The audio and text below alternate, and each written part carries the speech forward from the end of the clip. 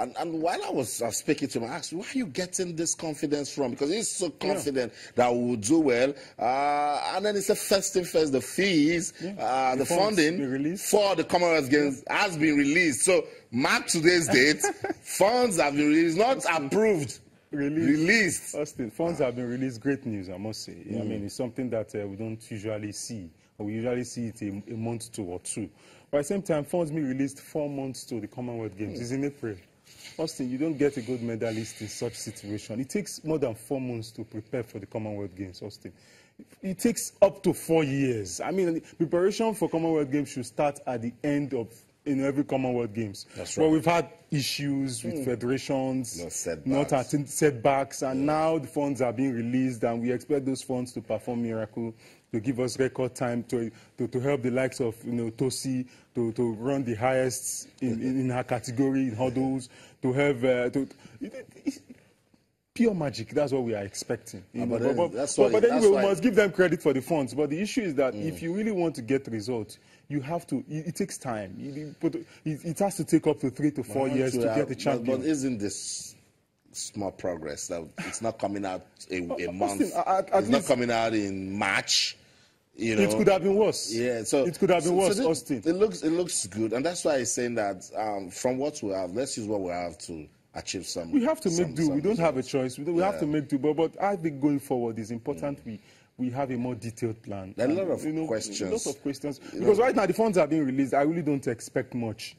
I have to be very frank with you. I really don't expect things to work out excellently because it takes more than 4 months to prepare an athlete for the Commonwealth Games. I totally agree with you. But listening to Tony Popola, Secretary General of the Nigerian Olympic Committee, says 2018 will be a better year for sports in Nigeria. So in his opinion, 2017 was good. 2018 will be better. Just so we ask a lot of questions that, yes, you have opened camps for athletes in the country to start getting ready. But what about Anolufunke Oshonaike that is in Germany, Arno Kwari that is in Portugal, and Tosin Oke, for instance, that is in London, or Lamigoke Olumide that is in America? What incentives we have in place to monitor those persons, make sure their welfare is fine, so that they don't get burned out? These guys feed their families with this, because they can chase international circuits, get burned, and then when they come to the Commonwealth Games, they're tired. That's why we have athletes representation in the federations,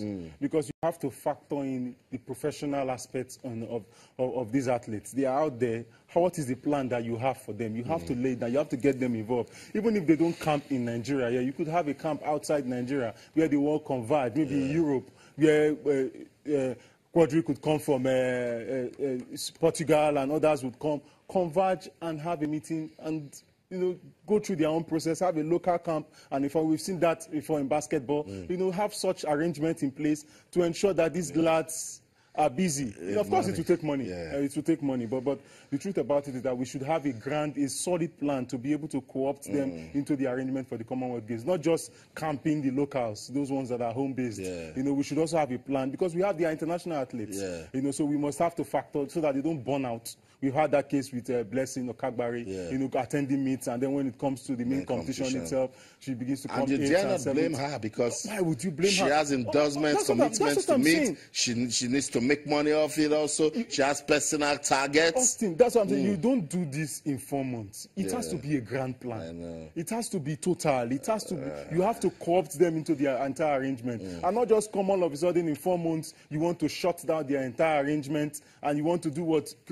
It's going to take more than that. The world is much more, professional than just trying to put a hard work arrangement and expect the best of results. I know. So that's it.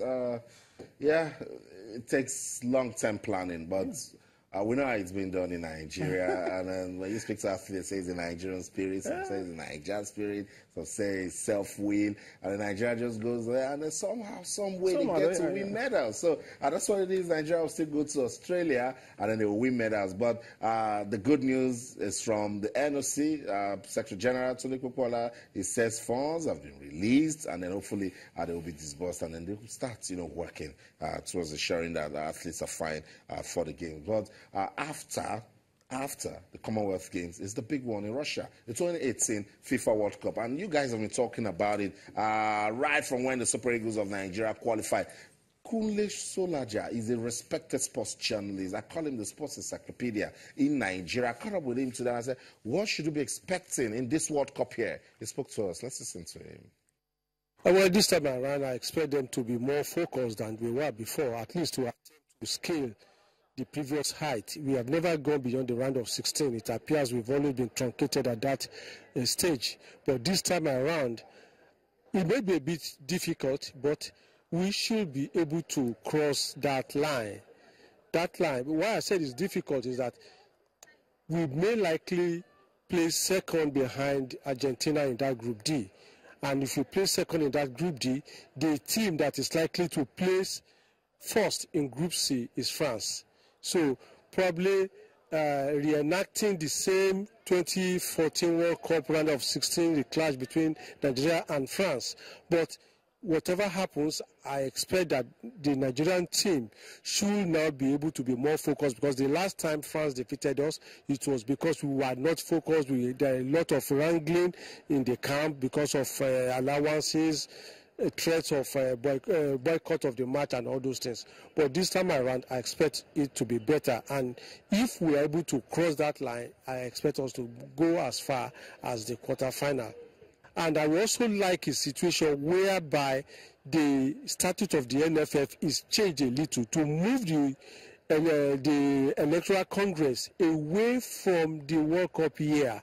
Because if you look at it, from 2006, that has always been our problem. And the World Cup always defines the fate of the board, because if you remember 2006, it was because we didn't qualify, and the then chairman of the NFA, Alhaji Galadima, said World Cup was not our birthright, and that spelled doom for him because everybody was angry. Then 2010, because we didn't do well at the World Cup 2010, Sonny Lulu came back to be impeached. And we have an interim administration which later transformed itself into a permanent board. The same thing happened in 2014. And because the NFF president will be looking for a situation whereby we retain his position, he may not have enough focus for the World Cup. That's why I am advocating that we move the election forward maybe to next year, so that consequently, just like in the Olympic Games, the election will now be the year after the main event, so that whoever is in the saddle will be able to be more focused than ever before. But looking at what is on ground, I see Amadou Pinnick as doing at least as doing better than his predecessors. He looks focused and he looks a bit more academic in getting results. So I expect him to succeed this time around.